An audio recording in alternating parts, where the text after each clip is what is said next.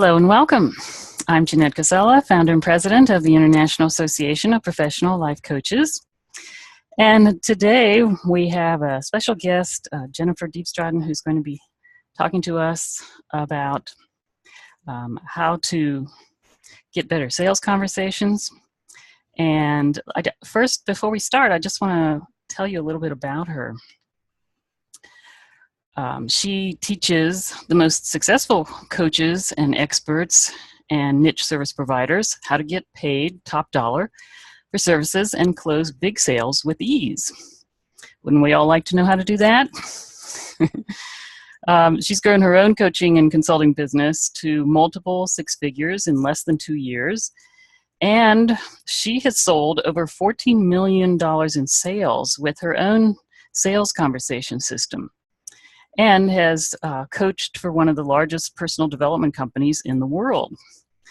So we're very excited to have you here today, Jennifer. So welcome. Thanks for having me, Jeanette. I'm really excited to be here today. We have some good stuff in store for you. Yes. So you're today, tell us what you're going to talk about today. Yeah, so my first question of the day, the talk title is called Double Your Fees or More Through Your One-on-One Sales Conversations. And one of the questions I like to ask is, what if you could earn more money without working harder? Because that's really what we're talking about when we're talking about selling our services for more money. And what it really takes to do that, because it's not, if we could all double our fees, we probably would, right? Just boom, done. But we don't. So what does it really take to do that? Great. Well, I think that this is a hot topic because I know that a lot of the coaches that I've talked to, they say, gee, I wish I could charge more. So let's tell them how to do it. Okay, great. So I'm going to share my screen. Thanks for that awesome introduction. Let me just put my screen up here.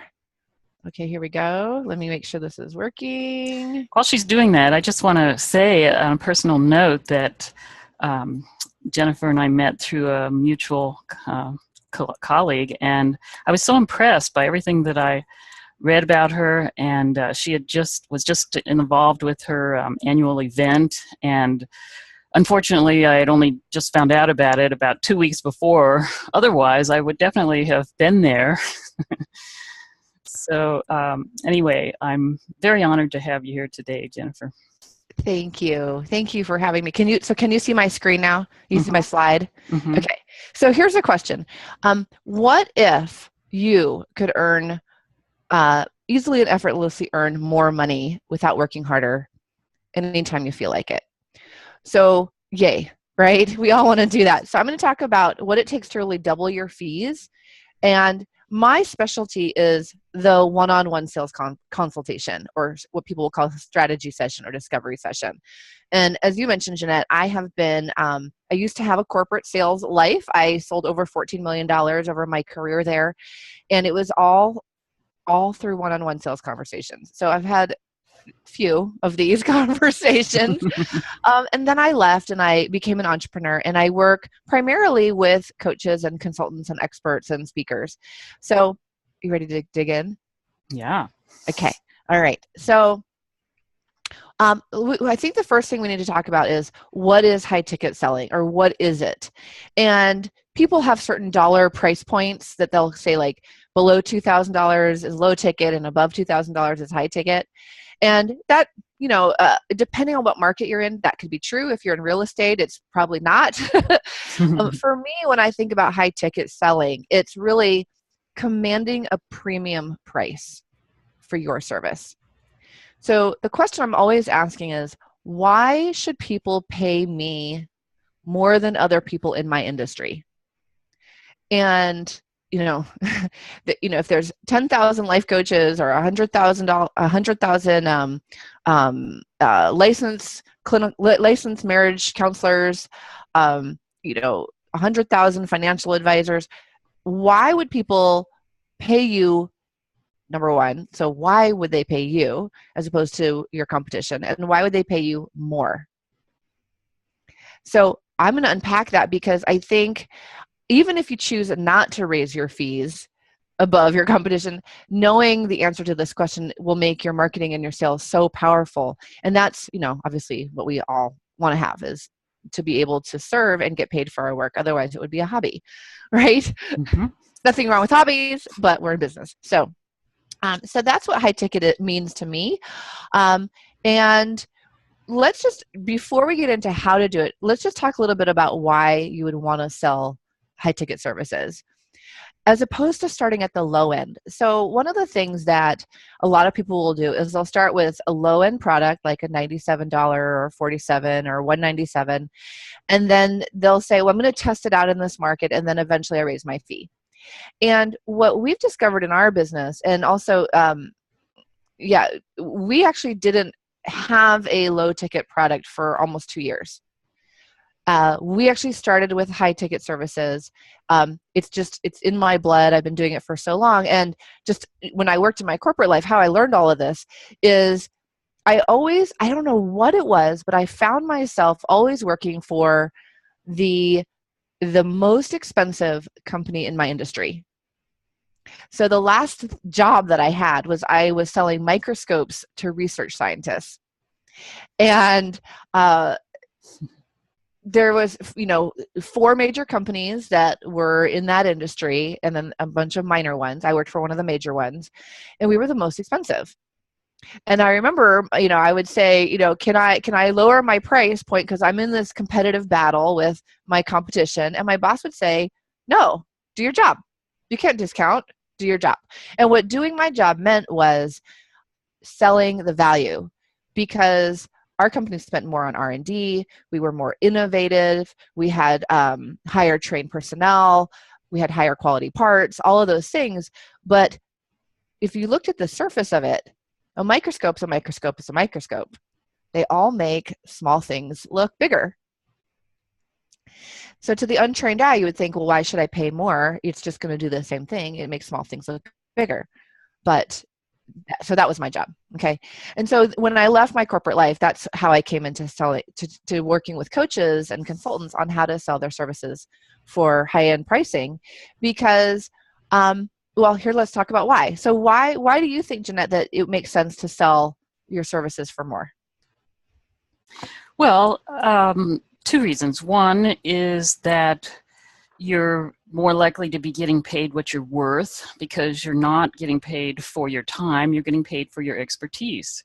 And so the more you know, the more you should be able to command as far as income goes. But the second thing that I've noticed is that the more people pay for a program, the more committed they are to getting results. Isn't that the truth? Yeah. And so I have a list of things. So one, more money, yay, right? And one of the things I like to say is, when good people make good money, they do good things with that. They could do good things with that. And that's a saying that I got from my friend Sandra Yancey, who runs the eWomen Network Foundation. And I love that because,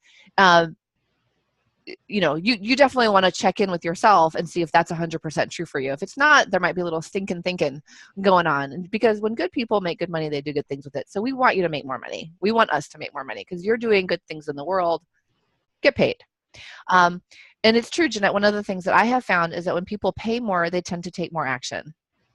They tend to be better clients. They just do. It's not 100% correlated that just because you paid more, you could take more action. It's not always 100% across the board, obviously.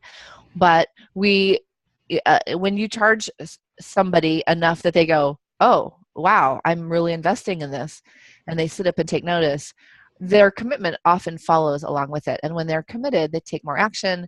And as a result, they tend to get better results. Well, and they also, there's more perceived value. Yes. If you're charging more, it must be worth more. Yeah, they tend to take the coaching more, right? Because they've paid for it. And they're like, oh, there must be value here. I better listen to my coach. Yay. And so you end up getting to be more effective as a coach. They end up getting to have more progress as the client. as a coachee. So important. The other thing that I've noticed is it allows you to do your best work. Because don't you wake up in the middle of the night or early in the morning or when you're on a walk and you're thinking about your clients anyway? And you're trying to figure out, how do I move them through that next space, or how do I coach them through this, or what's going on with them? You're thinking about them anyway.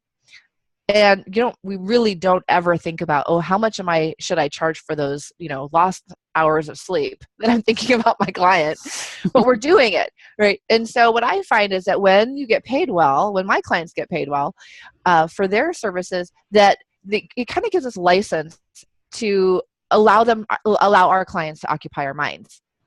And so it calls us to do our best work because we have the freedom to do it. We have now the space instead of, having to run around chase new clients down. You can spend time really working with this person, doing your best work with them. And when you're well cared for because you've been paid well, maybe you're sleeping more, maybe you're taking more walks, maybe you're taking more baths or whatever it is to take care of yourself. And so when you show up as a coach, you're doing better work, right? So it starts to create what I call an upward spiral in your business. And the other reason why, and here's my list, okay, is so lots of dough, highest committed clients, most action, best results. You do your best work. If you have a small list, really great reason to sell high ticket services. You don't need thousands of customers to really, and if you do, if people don't usually do the math on this. I had a client that I met. Her name was Molly, and when I met her, she was selling this $97 online course that was really great. It was a $197 course, and she was making about $4,000 a month. So that's like 21 clients a month that she had to find new buyers to pay for this thing. The problem was when I met her, she was so overworked that she had told me, the week before I met you, I actually threw up because I was so tired because I was working so hard trying to find 20 people every month to buy my thing for $197. And she had 2 small kids and a husband. And so that didn't work for her. So what we ended up doing, and I'm going to share with some of the process with you today, is she ended up really seeing the value of being able to communicate it to people. And she immediately, within 2 months, she sold 8 of her coaching packages for $5,000 a piece. Life-changing. Wow, yeah. Right? Life-changing. But in the beginning, she couldn't see the value. She didn't know how to communicate it. She didn't get the sense of it. So we're going to dig into that a little bit. So one of the things I love to do is the math on that. If you want to hit a $10,000 a month and you're selling your services for $197, how many people do you need to have buy it? Let's see. So let's get out my little calculator here. So 10,000 divided by 197, 50 people have to buy it. You probably are going to need to talk to about 250 people a month. Okay.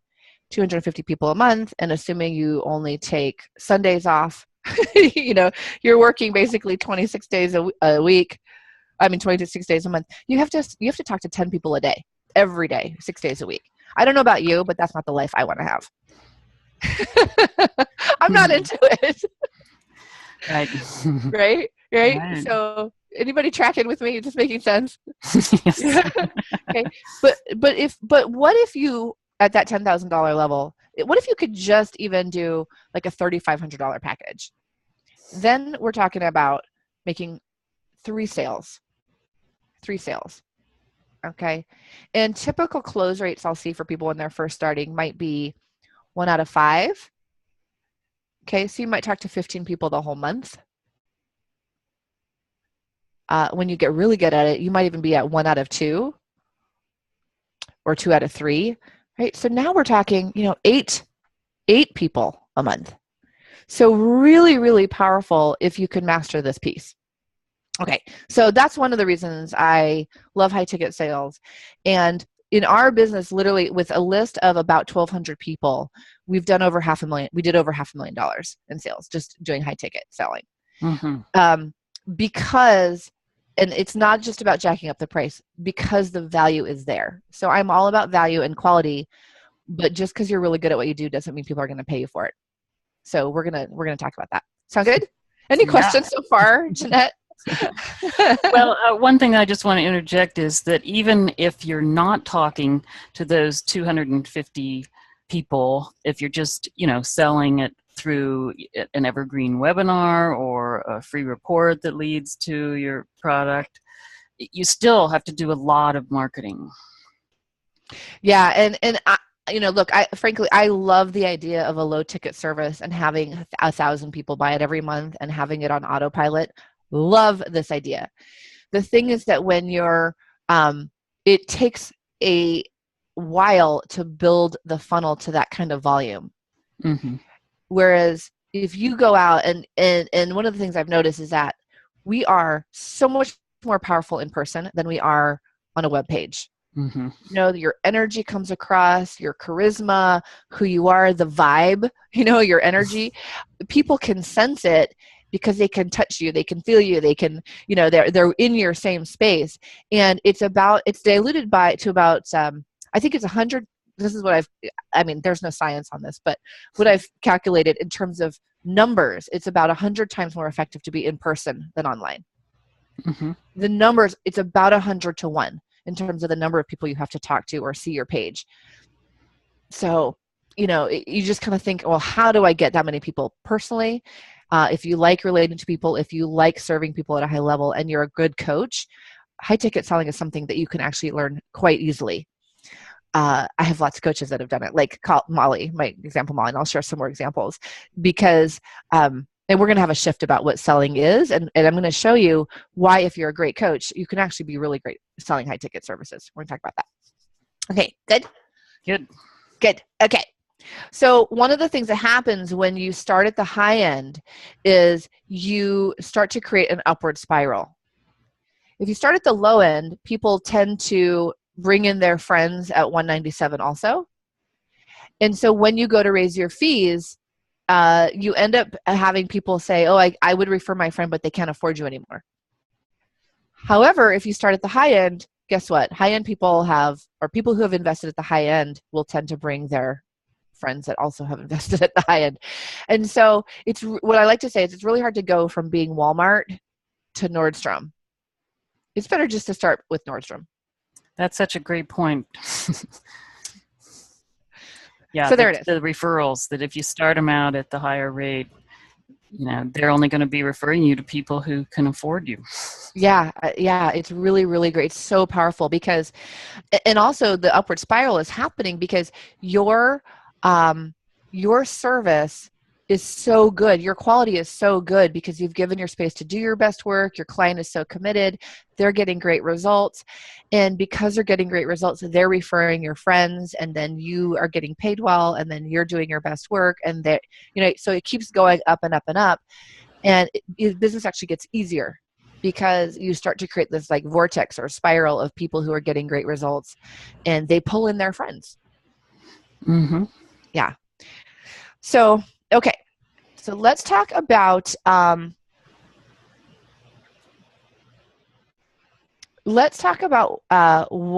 sales being your business. Okay. So one of the things I think is really interesting is that high ticket selling, the ability to sell high ticket services, is not just about the things we talked about, the money and the upward spiral and the great clients. Okay. It is your business. So if I said to you, what is the business that Starbucks is in? What would you say? Well, I think most people would say they're selling coffee. Yeah. People say, oh, the business is coffee. The business is actually sales. The product is coffee. And if you look at any business who is in business, their business is sales, and they have different products. So I love to frame this for coaches because a lot of times, I'm a coach too, is that we think about that our business is coaching, but our business is actually selling and our product is coaching. If you can get centered on that, it's really, really powerful. Now, earlier I was talking about somebody choosing you over somebody else. So when you go to, let's say there's Starbucks and then there's Pete's Coffee. Who are my Starbucks people? No Starbucks people. um, Pete's Coffee? I'm not even a coffee drinker, so. No coffee. Okay. All right. The little cafe down the street, the mom and pop shop. Okay. Yeah.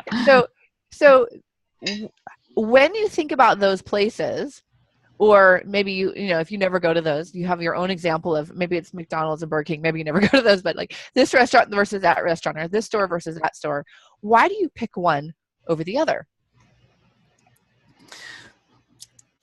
Yeah, well, I think it has to do with a lot of other things besides just the product. I mean, for me, I know that we have a really cool coffee shop in our little town that grinds their own beans and they get them organically, and there's a lot of value in there, and they would rather go there than to the local McDonald's or wherever else we have in town where you can get coffee.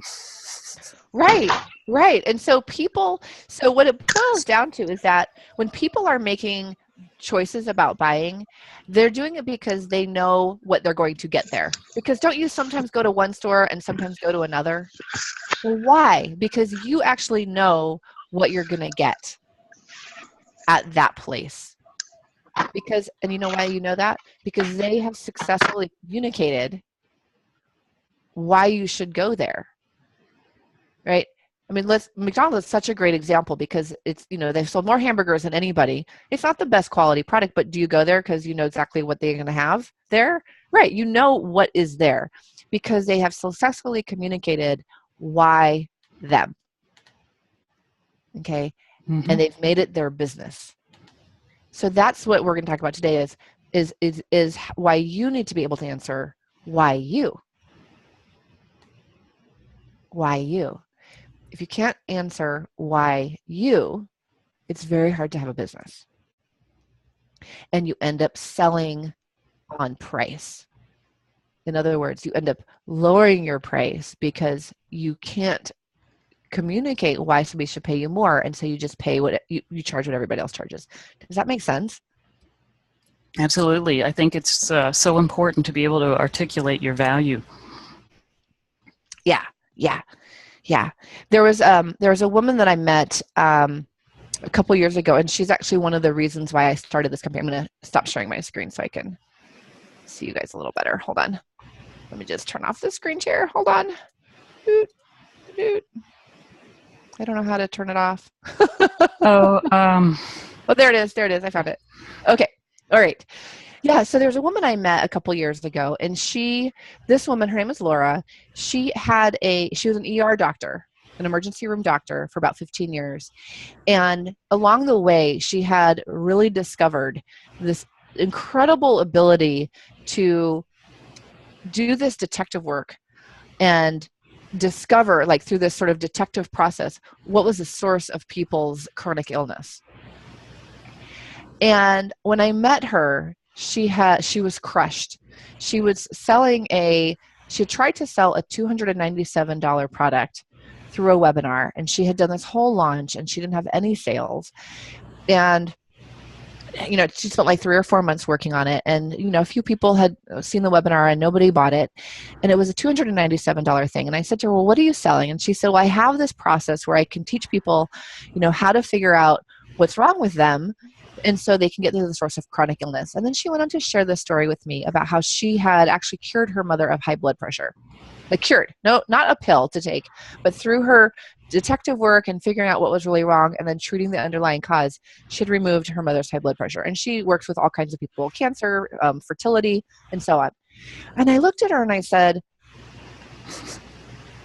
why are you selling that for $297?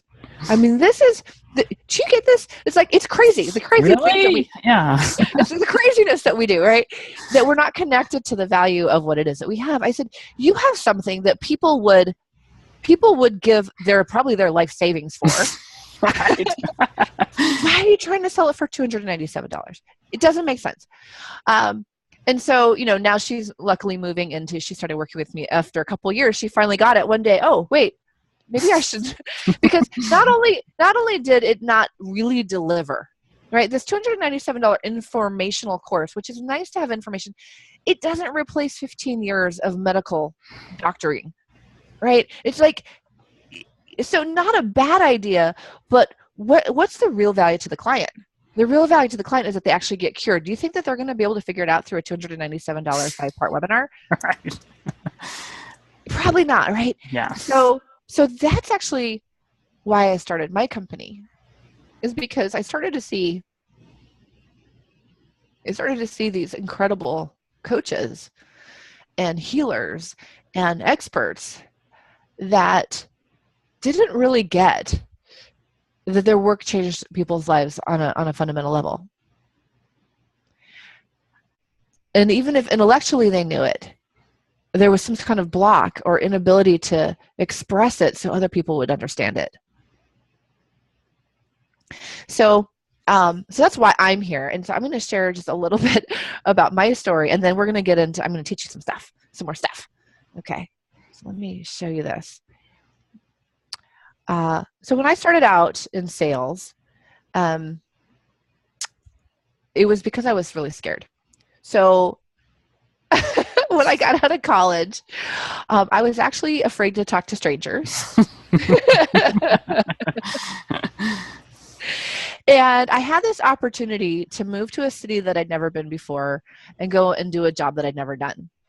And I took that job because I realized that if I could figure out how to not be shy, not be afraid to talk to strangers, and then do the scariest thing that I could think of, which is to actually sell them something, that it would change my life.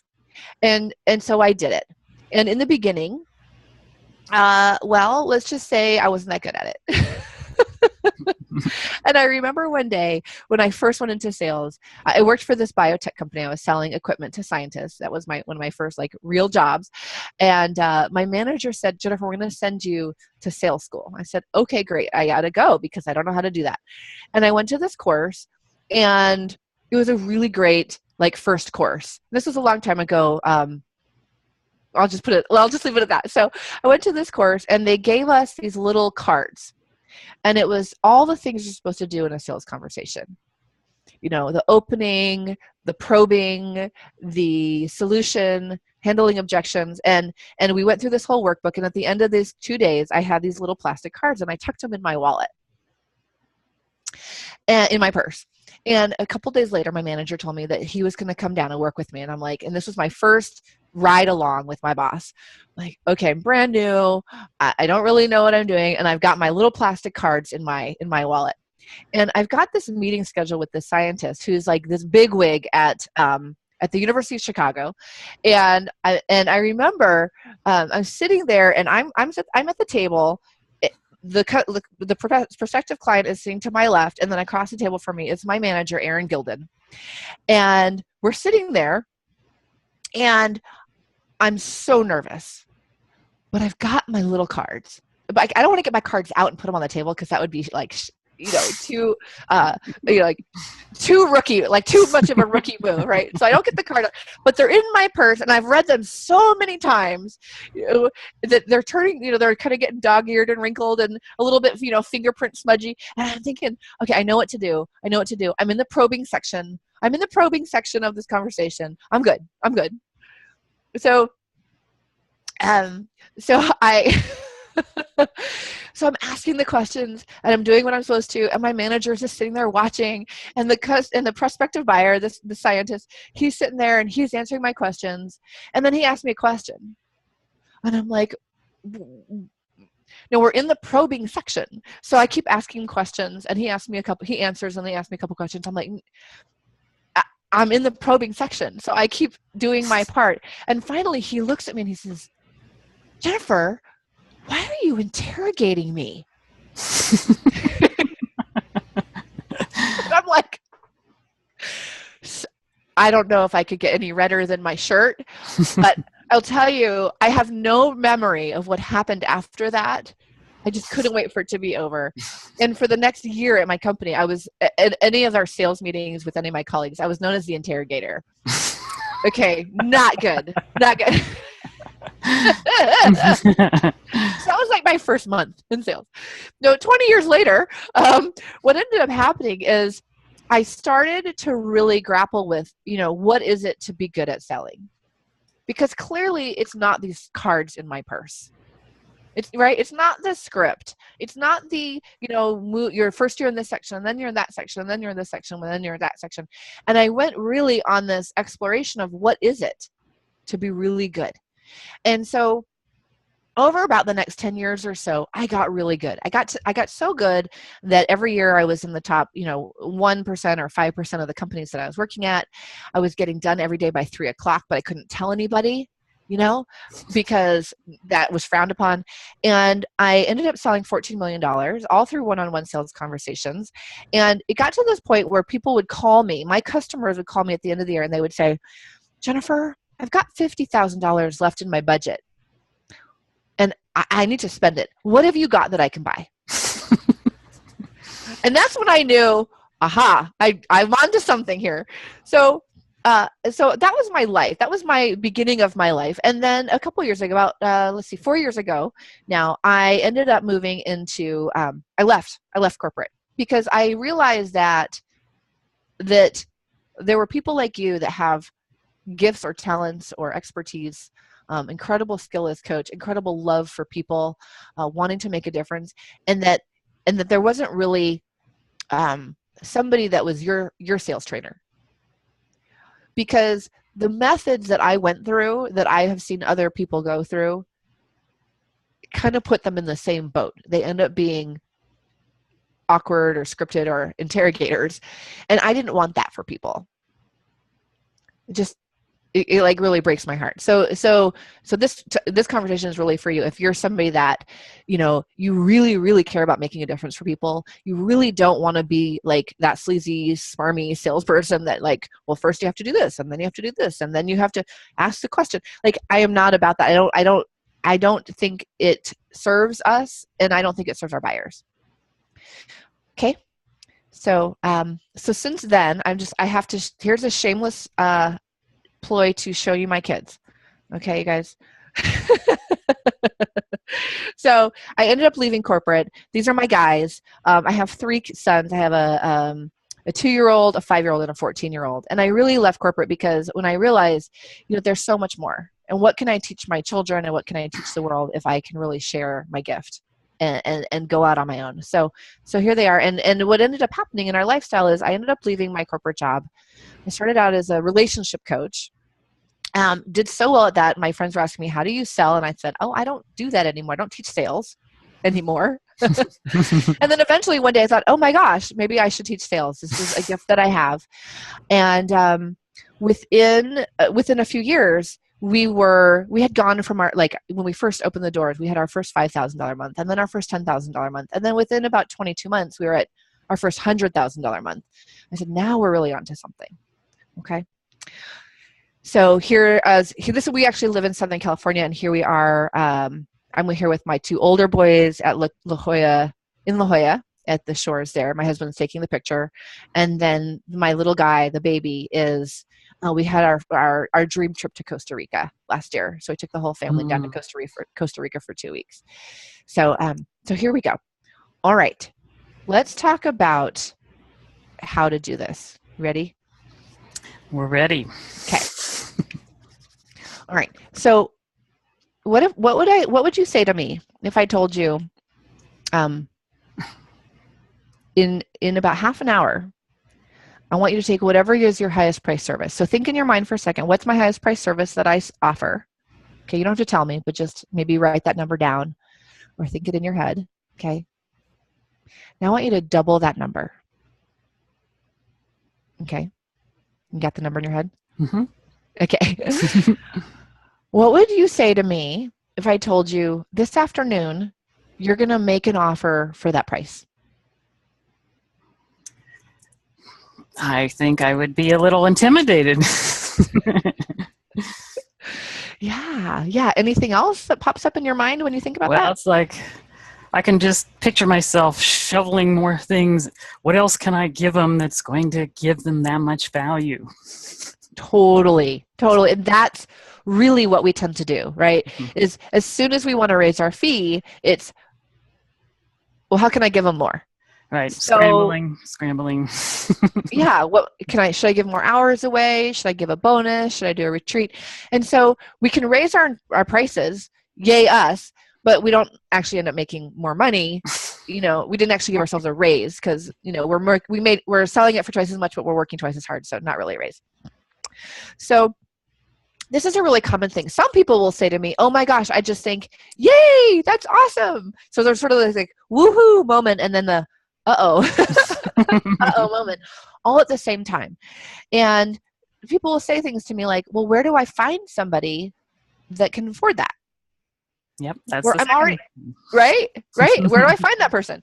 I'm already priced so high, I'm going to price myself right out of the market. I'm going to put myself out of business. Yep, that's a big Right? worry. Yeah. And so the reason I ask this question is because whatever those thoughts are is actually why your price is where your price is. It's just something to notice, right? And you're a coach, I'm sure you understand mindset, right? Right? So whatever those thoughts are that haven't been resolved those are actually the lid on how much you can charge. That makes sense. It's all Right. mindset. Right. So one of the things that drives me crazy, and one of the reasons I have my business and I do what I do, is because what I've noticed is that when I ask people this question, and I'll say, well, when are you going to raise your price? They'll say, well, when I have more confidence about it, and after I get some more people through my program, and when I get more social proof. Basically what it all boils down to is when I feel better about the price. And the thing that I don't like about that is that it doesn't have a date. And some people, it's sort of like, well, when I get there, I'll be able to raise my fee, but I don't actually know when that is. And I kind of liken that idea, that sort of that way of thinking to imagine I was going to run a marathon, but I'd never run more than 2 miles.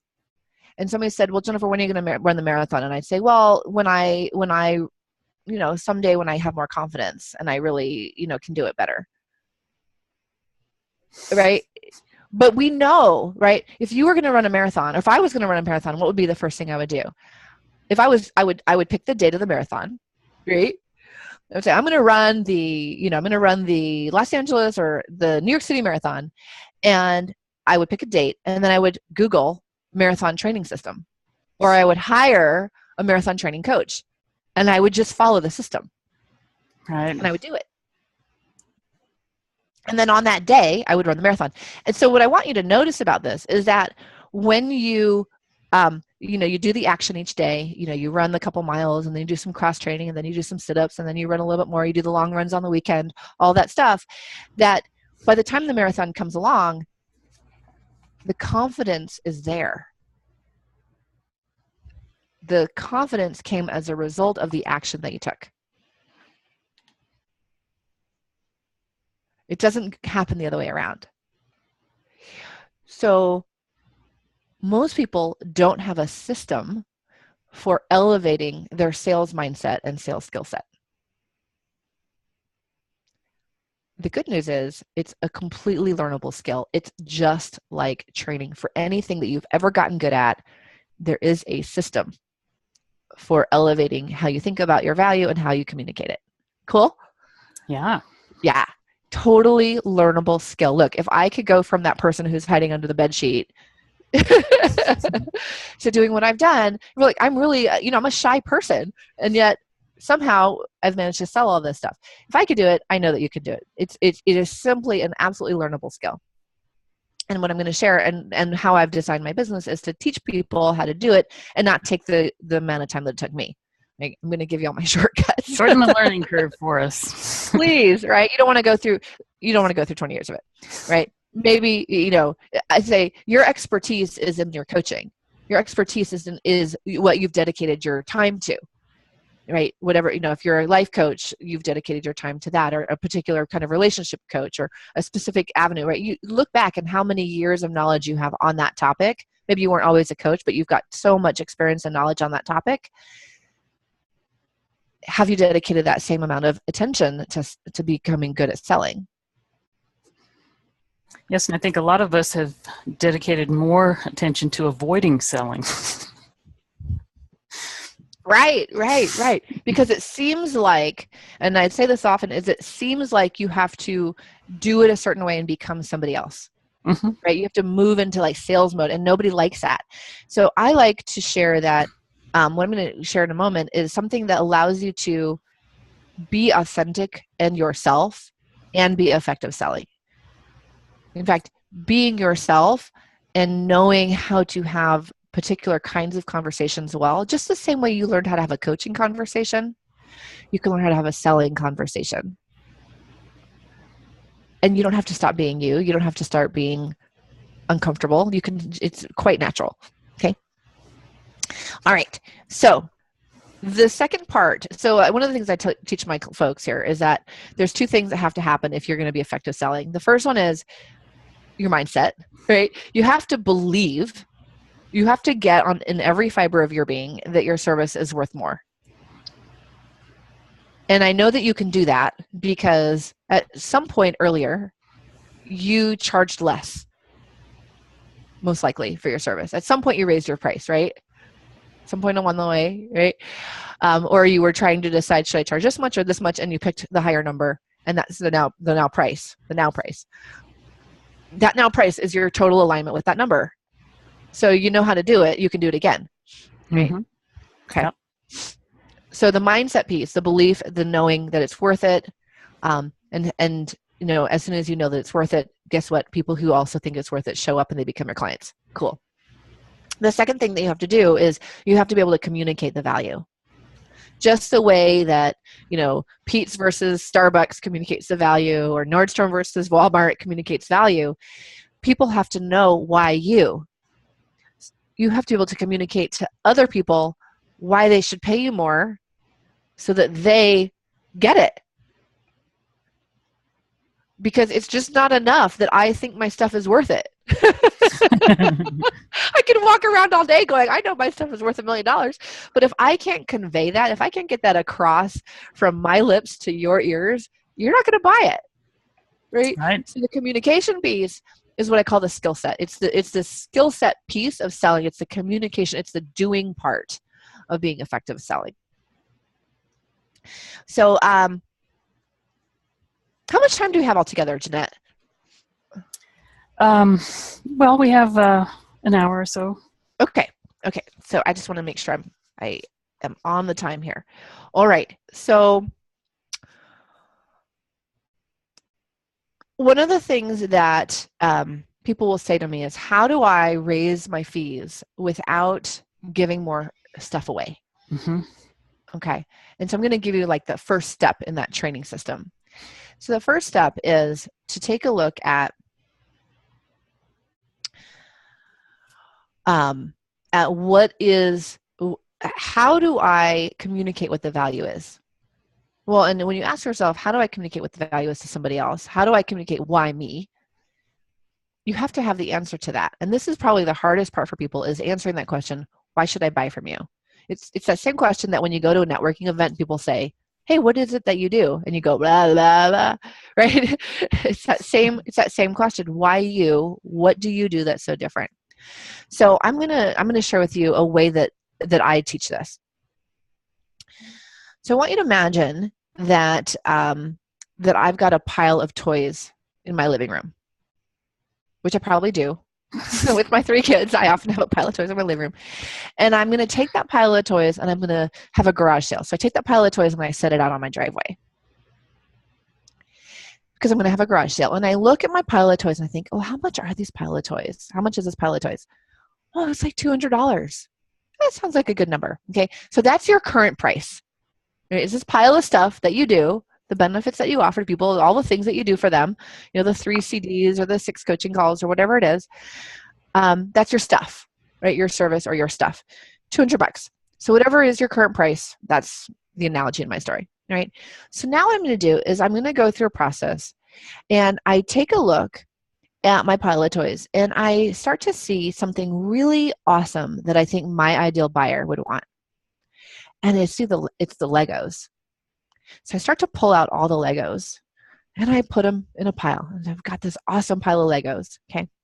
And then I look back at my original pile and I see Hot Wheels cars. Like, oh my gosh, Hot Wheels cars, look at all these. So I put all the Hot Wheels cars and the Hot Wheels tracks, and I put them all in a pile. Then I look back at my original pile and I see dinosaurs. So I pull out all the dinosaurs. I have all boys, so it's all boy toys, right? Right. Dinosaurs, rocks, trees. I don't even know what the girl toys analogy is for this, but so it's just boys. Hang with me on that. So, so I have this pile of dinosaurs, and so I keep going through this process, and pretty soon I see that I actually have 5 piles of toys. And when I look back at that Lego pile, I start thinking, well, what's the value of this? Like, to my perfect buyer, what would this be worth to that person? And I start thinking about all the fun that we've had and how, almost every Wednesday night, either Wednesday or Thursday night, we have family night. And the 2 older boys and my husband are building Legos, and then the baby comes through and he breaks everything. We call him Babyzilla. And, all of the fun that we've had. And I realized, oh my gosh, this pile of Legos just by itself, it's worth $200. Then I look at the Hot Wheels cars and the tracks, and I think about how much we spent on them and how the different configurations there is and how much fun the kids have had. That pile alone is worth $200. The dinosaurs, $200, right? So I keep going to all my piles, and pretty soon I realize that I've got 5 piles, each worth $200. I've got $1,000 worth of stuff where I used to have only $200. That is what I call my quantum benefit process. Okay, it's recognizing the unique and specific and highly attractive value of what you actually deliver. Okay, and what I want you to notice is I didn't add anything to the pile. I didn't give away any more time or freebies. I didn't download the instruction manuals. I didn't build anything. All I did is I simply recognized the value of that pile. So what I'm saying to you is that inside of your coaching, there is a lot more value than meets the eye. What I'm not telling you to do is to take your coaching and break it up into smaller pieces and sell it one at a time, like into separate pieces. Don't do that. Don't do that. That's going backwards. But inside, there is a benefit to what it is that you do that's really distinct and totally worth it. So one of the things I like to teach people is that one of your benefits, one of your pieces of what you do is worth the entire price of admission. But most people have 4 or 5. Just like in my story, most people have 4 or 5 really high-end value, high-quality, valuable benefits that each individual is worth the price of admission all by themselves. Does that make sense? Mm-hmm. Okay. So I'm going to give you a business example. So my client, Kristen, when I met her, she was selling a $119 fitness boot camp. Okay. And she's like a fitness trainer. And she had a good business. She had a full class. Every week people would come in and they'd pay $119 for the month. They'd work out with her once a week. She had a really nice, healthy business. The problem was she had over 10 years of nutrition knowledge and really specific fitness training knowledge. And she said to me, Jennifer, I've got this really special thing that I do with people, and it's so amazing. And I want to charge $7,000 for a 6-month program. And she said to me, I don't think that these boot campers, these $119 boot campers are going to buy my thing. And so we talked a little bit, and we started in on this quantum benefits process. And along the way, what we discovered is that inside of her fitness training and her nutrition and metabolism coaching, that she had this one particular thing that she could do. And what that was is that she could test if a specific exercise was good for you or bad for you. Like, she could test a particular movement that you were doing and tell you if it made you stronger and fitter or weaker and more fatigued. I said, that's really unusual. And as we started to explore it a little bit more, I said to her, are there any people in your boot camp that aren't coming along as well? And she said, actually, there are some people, there's a couple of women that have been coming for like 2 years, and they're not really making progress the way that I'd like them to do. And now what I want you to do is kind of zoom out with me for a moment. From a traditional marketing perspective, these particular clients don't seem like, or these particular women didn't seem like a good market. They weren't particularly overweight. They weren't particularly sick, right? Most marketers would say to you, oh, there's not enough pain there, there's no market. Okay. But what we realized is that these people are highly committed. They've been coming every week for 2 years. Do you think it might be an issue for them that they weren't really making progress? Like, they're so committed that they keep coming and they keep paying, but they're not making progress. Do you think it might be of value to them to know that there might be particular exercises that are good for them and other ones they're doing that might not actually be benefiting them? Sure. And that's what ended up happening is I coached her through having those conversations, and she ended up immediately selling a 3-month program for $3,500, and now and doing about $27,000 of sales in the next 3 months, 4 months. Now she only does her private work because that's what she always had wanted to do, and it's $8,500 for 6 months. Hmm. Okay, and so the moral of the story is really that when you can see what the benefit is, you know who it is that your client will be. She was able to go to them and say, hey, would it be useful for you to know, if a particular exercise is good for you and making you stronger, or bad for you and making you weaker? That one thing alone is worth the entire price of her coaching. And just like in my toy analogy or my toy story, she has 5. She actually has 5 things like that. So even though her packages are premium pricing, to her client, it feels like a bargain. Isn't that cool? Yeah. This makes me excited. So this is Kristen. I'll just show you. This is her, and I just like to share her story because it's so powerful. And when I really tuned into this, it's pretty exciting. Yeah. So she's just sharing how she went and increased her fees on that. So you can do that. So I want to pause and just take some questions because I know we're getting to the end of our time here. Jeanette, do you have anything for me? Anything you want me to address, or questions that you specifically have, or you think that your tribe might be wondering? Yeah, I think that all this information has been really helpful to just understand that it's a combination of things. It's the mindset, it's what you're saying to people, how you're saying it, and just understanding what your value is. And that's something that sometimes we need help with because you just can't see it yourself. I talk to so many people who say, people would pay for this. I do this all the time. In fact, Right. That's how I started out. I was just helping out my friends with relationship issues. And then I heard about coaching and I thought, well, gee, I could be getting paid to do this. So that's how that's how a lot of coaches start out. But, you have to keep going with it to understand that once you have your training and have really your expertise has blossomed, that you can charge these premium prices.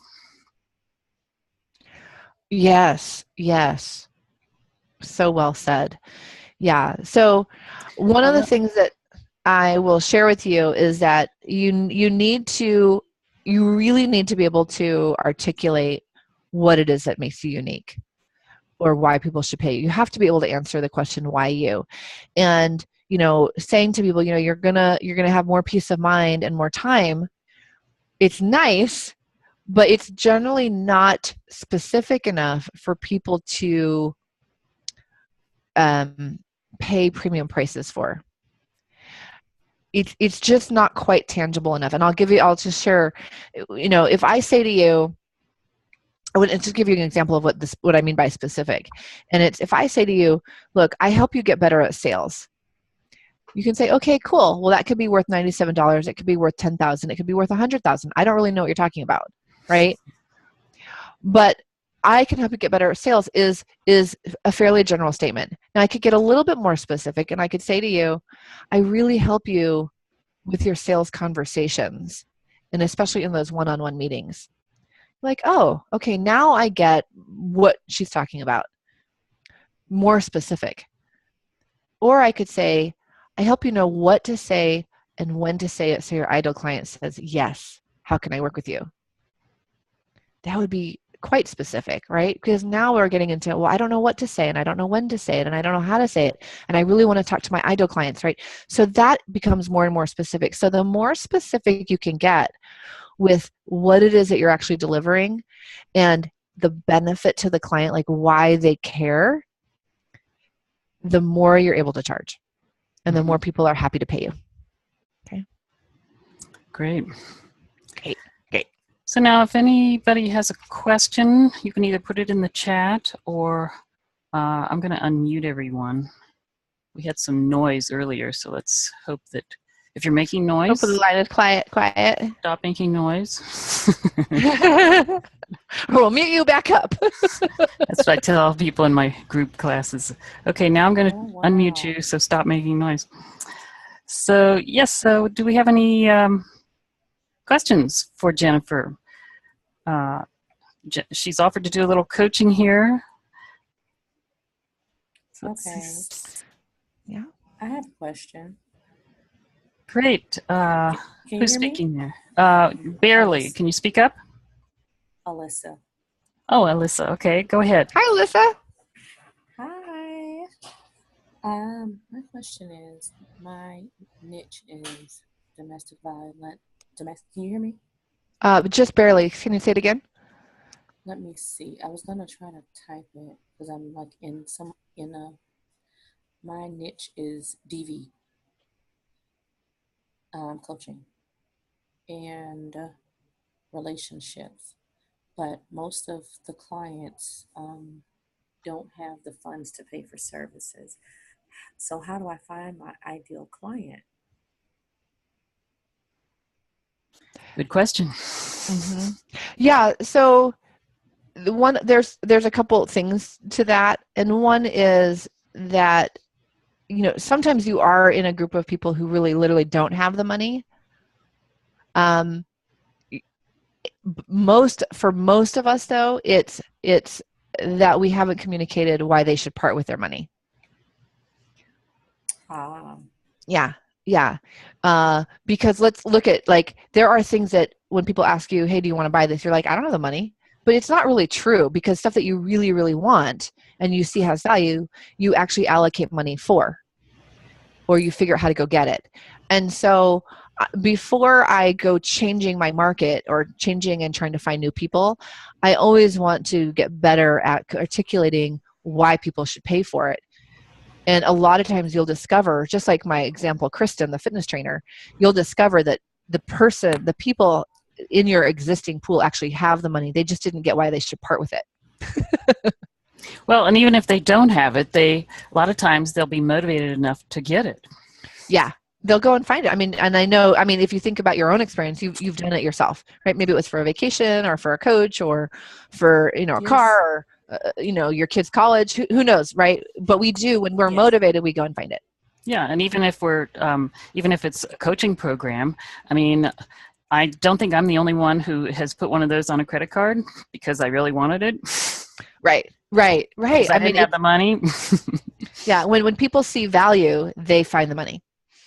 And it's not generally that's it. And it really, when people say, I don't have the money, they're not saying I don't have the money. It's like a shortcut. It's like if you go to a restaurant and it's okay and you pay and you're starting to leave and the maitre d' says, how was your visit today? And you already know that you're never going back. You say, oh, it was fine. Because you don't want to take the time, right? You don't want to take the time to go and explain, hey, well, it wasn't so good and I'm never coming back, right? And that's what I don't have the money is. It's a shortcut. It's just an easy way out of not having that conversation with you, which is really, well, when you said this, it seemed interesting, but when you said that, it didn't seem interesting anymore and I really can't connect to the value. It just takes too long. They'll just say, I don't have the money. Yeah. So the idea is to know what to say before that happens. Yeah, I mean, if you get to, if you're in a sales conversation or during a strategy session and you make an offer and they say, I don't have the money, it can be pretty tricky to turn around because, and this, I teach a whole other thing on handling on objections and like what to do when people say I need to think about it, which we don't have time here, but it's in my book, which I'll share about in just a minute. Is that you can't handle it then. It's the objection comes 90% of the way through the conversation. There's only a few seconds left after that happens. It's really generally too late. So you want to figure out how do I handle that up front. And knowing your quantum benefits and communicating why people should, knowing the answer to why you, is a huge, huge step forward. And every single one of the things that I teach, every single one of my programs and even my private coaching, the very first thing we do is your quantum benefits, because it sets the foundation for everything, is how you communicate the value.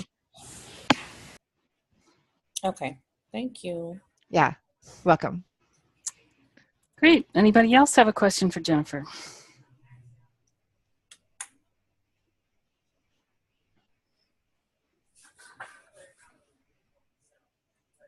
So let's just sum up, and then you also have a gift for everyone, and I'm going to put the URL in the chat here, and I'll tell everyone, but tell us about your gift.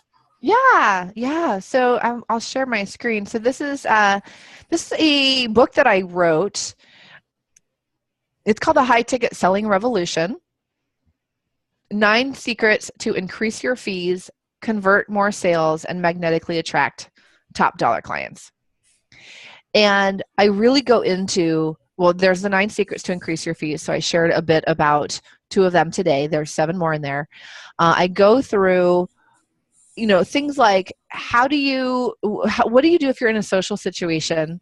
Maybe you're at a party and you meet somebody and they're sort of interested in what you do and the conversation keeps going along. And then all of a sudden it's, oh my gosh, this could be a client of mine. Like, what do you do? Do you ask them to get their credit card out over the guacamole? Or like, how do you make that transition, gracefully? So that's in the book. I go through my formula for how to quadruple your income in 4 months. And it's what I teach. It's what I do. Literally, what do you have to do to quadruple your income in 4 months? Look, and what I tell people is, if it takes you 12 months, are you going to be okay with that? Right. So get the book, start working through it. And I love it. It's a high ticket selling revolution because it's really for coaches, because the old model of selling, what I learned on those little plastic cards, it really doesn't work anymore. People are really way too savvy for a lot of the scripted things and the, all the stuff that has been trained in sales for many decades. And so this is the new way. And it's so effective, and it allows you to be who you are, stay fully in integrity with what you believe, and serve people at the highest level and make sales. So that's in the book. And I believe you have posted the link, right? Great. So the link is tinyurl.com/high-sales-123. Yeah, so get it. It's totally free for your group, Jeanette. So if you go to that link, just put your name in there. It's a PDF download, and you'll get it right away, and you can start reading it. And people have just said they love it because it's got, what we've talked about today, and then a lot more depth, because I have a little more space to share in the book. Yeah, so I highly recommend everyone get that and read through that, because as we said in the beginning, you're not in the business of coaching, you're in the business of selling coaching. So we want it to be easy. We want it to be fun. We want it to be effective, because you love what you do, but if you don't get it sold, you don't get to do what you do. So it's worth it, and it can be so much fun. I've got so many coaches that love selling now because they really they see what a service it is. It is such an amazing high level of service. I like to think of money as units of transformation. Like when I sell coaching service, I think, wow, there's another unit of transformation, right? Because now I know this person is committed. They're on this path to develop themselves for the better. And that is amazing. That's an amazing Yeah, thing you can it's do for so people. fulfilling as a coach to, see people make these transformations that you can help them make. Yeah. Yeah. Excellent. So great. Was this helpful for everyone today? Yes. Got a lot out of this presentation? Yes. I What was got your the favorite hot part? salad. Um,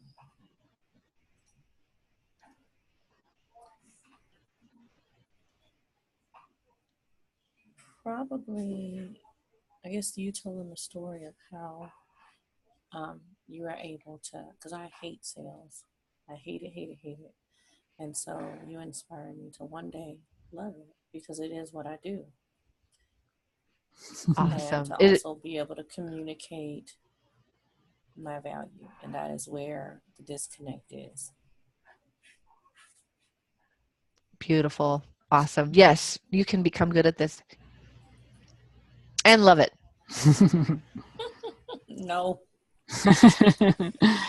Anyone else? Well, thank you so much for your time today, Jennifer, to share all this with us.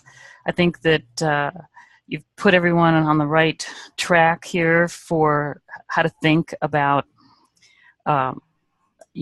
why raise our fees, how to raise our fees, how to get more connected with our value, and then be able to articulate that to our ideal clients and just attract more of them and make the selling easier. Good. Good. Mission accomplished.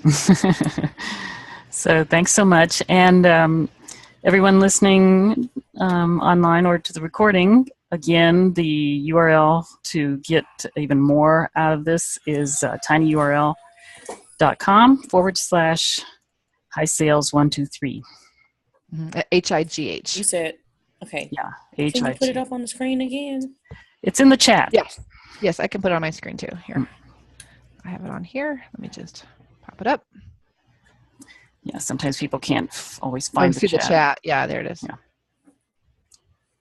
Oh, see, it's really simple when you look at it. Right. Try to make it easy for you. Yeah. I didn't want to Tiny. get So Yeah, I feel like I have yeah, because dyslexia it's when an you're affiliate talking. link for me, so it was kind of long, and so I shortened it for you. Made it pretty. Made it pretty. Yeah. Good. Well, thank you. I really appreciate it. Yeah, you're welcome, Can't wait to Melissa. start reading. And again, thank you, Jennifer. You're welcome. Thank you so much for having me, Jeanette. It was a pleasure to get to be with you and your people. They are so lucky to have you. So thanks for inviting me. You're welcome. See you later. Bye now. Bye.